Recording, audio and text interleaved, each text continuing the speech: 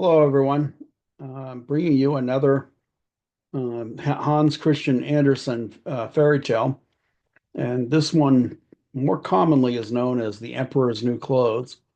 But the one that I am reading right now in my book, it was actually titled The Emperor's New Suit. So I guess it refers to a new suit of clothes. But here is the story. And it's kind of timeless and it's one that we could probably take some lessons from nowadays when sometimes people don't always acknowledge something that they just because they're worried about opinions. But anyway, here we go. Take from it what you will.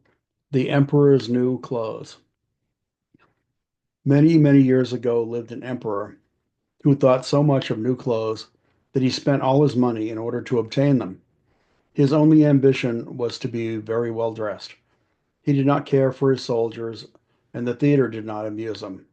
The only thing, in fact, that he thought anything of was to drive out and show off a new suit of clothes.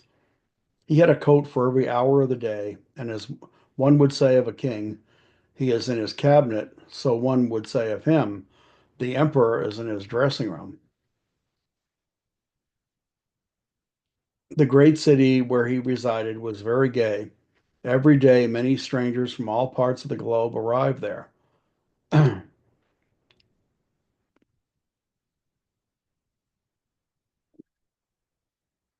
One day, two swindlers came into the city, and they made people believe that they were weavers and declared that they could manufacture the finest cloth to be imagined. Their colors and patterns, they said, were not only exceptionally beautiful, but the cloths made of their material possessed the wonderful quality of being invisible to any man who was unfit for his office or unpardonably stupid. Well, that must be wonderful cloth, thought the emperor. If I were to be dressed in a suit made of this cloth, I would be able to find out which of my men in my empire were unfit for their places, and I could distinguish the clever ones from the stupid. I must have this cloth woven for me without delay. And he gave a large sum of money to the swindlers in advance so that they should set to work without any loss of time. They set up two looms and pretended to be very hard at work weaving, but they did nothing whatsoever on the looms. They asked for the finest silks and the most precious gold cloth. All that they got, they did away with and worked at the empty looms till late at night. I should very much like to know how they are getting on with the cloth, thought the emperor. But he also felt rather uneasy when he remembered that he who was not fit for his office could not see it. Personally, he was of an opinion that he had nothing to fear, yet he thought it was advisable to send somebody else first to see how the patterns and matters stood. Everybody in the town knew what a remarkable quality the stuff possessed, and all were anxious to see how bad or stupid their own neighbors were. I shall send my honest old minister to the weavers, thought the emperor. He can judge best how the stuff looks, for he is intelligent and nobody understands his office better than he does. The good old minister went to the rooms where the swindlers sat before their empty looms. Heaven preserve us, he thought, and opened his eyes wide. I cannot see anything at all. But he did not say so, of course. Both swindlers, smiling, requested him to come near, and asked him if he could, if he did not admire the exquisite patterns and the beautiful colors, pointing to the empty looms. The poor old minister tried his very best, but he could see nothing,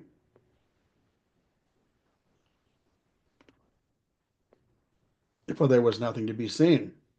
Oh dear, he thought, can I be so stupid? I should never have thought so, and nobody must know it. Is it possible that I am just not fit for my office? No, no, I cannot say that. I cannot say that I was unable to see the cloth.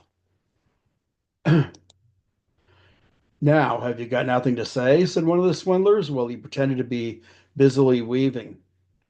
Oh, it is very pretty, exceedingly beautiful, replied the old minister, looking through his glasses. What a beautiful pattern! What beautiful and brilliant colors! I shall tell the emperor that I like the cloth very much. Well, we are pleased to hear that, said the two weavers, and described in more detail the colors and explained the curious pattern. The old minister listened attentively that he might relate it to the emperor, all what they said, and so he did. Now the swindlers asked uh, for more money, silk and gold cloth, which they said they required for weaving. They kept everything for themselves, and not a thread came near the loom, but they continued as hitherto to work at the empty looms.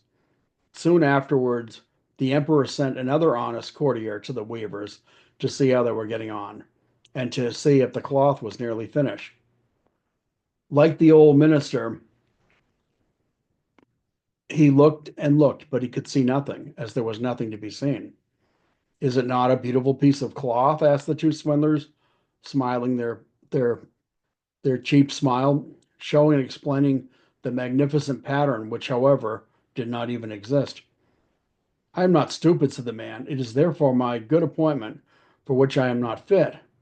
It is very strange, but I must not let anyone else know of it, he thought, and he praised the cloth, which he did not see, and expressed his joy at the beautiful colors and the fine pattern. It is very excellent, he said to the emperor. Everybody in the whole town talked about the precious cloth now. At last, the emperor wished to see it for himself while it was still on the loom. With a number of courtiers, including the two who had already been there, he went to the two clever swindlers, who now worked as hard as they could, but without using any thread, of course.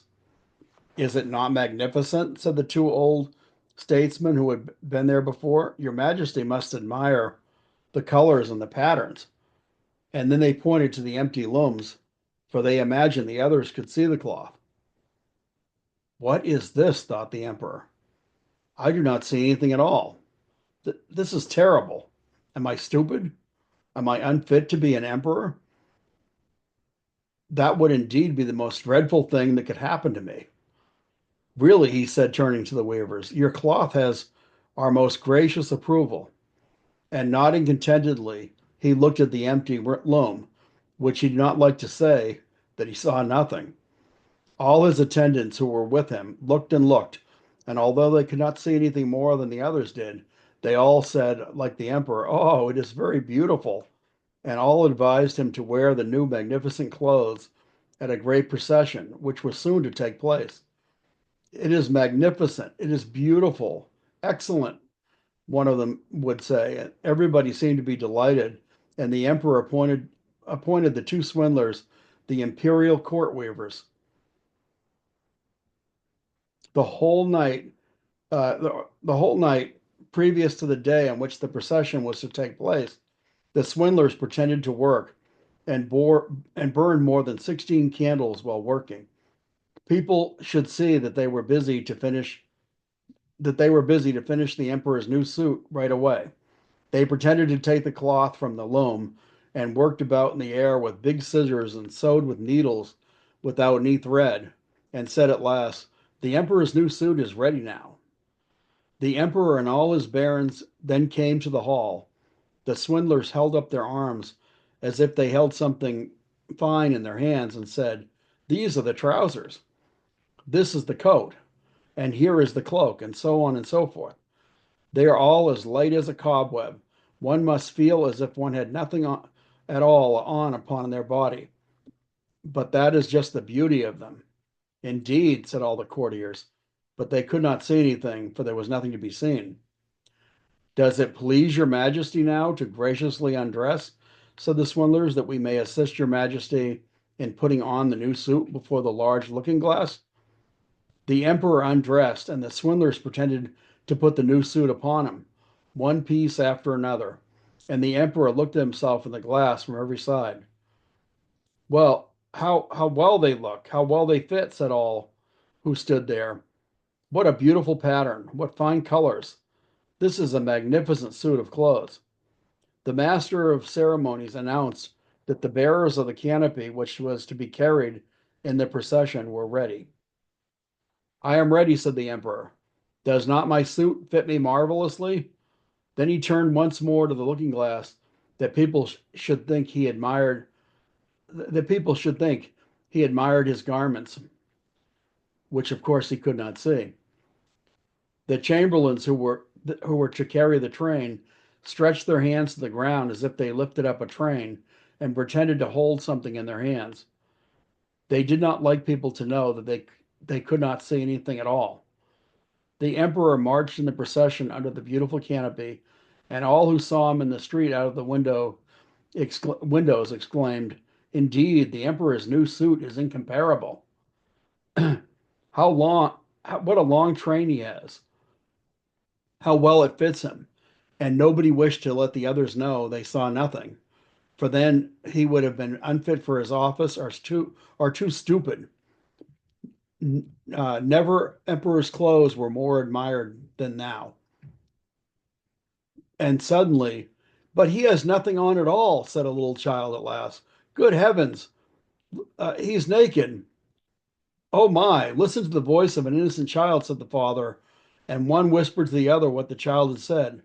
But he has nothing on at all, cried at last all the people, finding their own courage. That made a deep impression upon the emperor, for it seemed to him that they were right. But he thought to himself, now I must bear up to the end. And the chamberlains walked with still greater dignity, as if they carried the train which did not exist. And that is the story of the emperor's new clothes or the emperor's new suit. And I hope you enjoyed it.